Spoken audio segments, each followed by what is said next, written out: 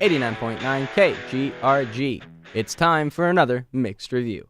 I'm your host, Everett Erickson, and today's movie for review is Murder on the Orient Express, the remake of the 1974 classic based off of the novel by mystery master Agatha Christie. When someone is murdered on an isolated train voyage from Aleppo to Istanbul, the murderer can only be one of the passengers. Unlucky for the murderer, world-famous detective Hercule Poirot is on the train and on the case. A passenger has died. He was murdered. The murderer is on the train with us now. And every one of you is a suspect. So, let us catch a killer. Now it's time for the good review.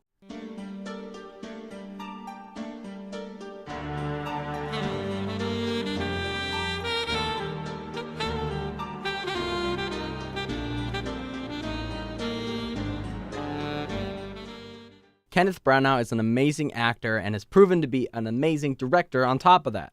Murder on the Orient Express has astounding cinematography and framing and uses camera movement and angles to enhance every image presented in the film. Glass effects in black and white are utilized to perfection and create beautiful scenes that add to each moment. The music of the score is captivating and the soundtrack puts the viewer in the time period and the moment. The first character introduction montage of everyone getting on the train is one of my new favorite moments in all of cinema.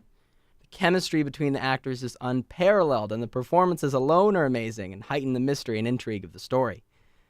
One more thing, I have to mention the blood effects. They're actually good. I don't know how. I always think the blood effects in movies are bad. Wow. I give Murder on the Orient Express 5 out of 5 stars.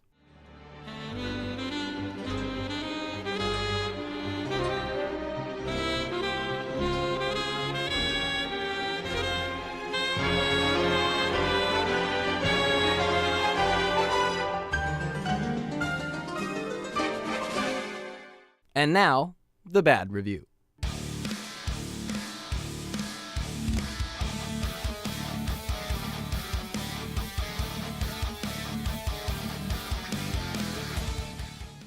Trailers nowadays are more deceiving than enlightening.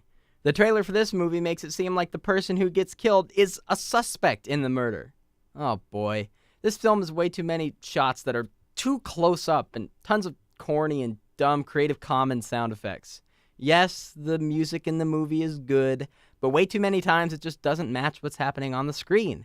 A kid carrying eggs from point A to point B doesn't need Mission Impossible music. To keep the audience from being bored, they added in tons of dopey action sequences that serve no function in the greater narrative. Oh, and speaking of the greater narrative, every 10 minutes somebody has a long monologue about how they did or didn't do it. It's a murder case, but I don't need to know everybody's life story. Maybe if Josh Gad could actually play a captivating character, I don't know. Whatever, the main thing is, I give Murder on the Orient Express 0 stars. See the 1974 version.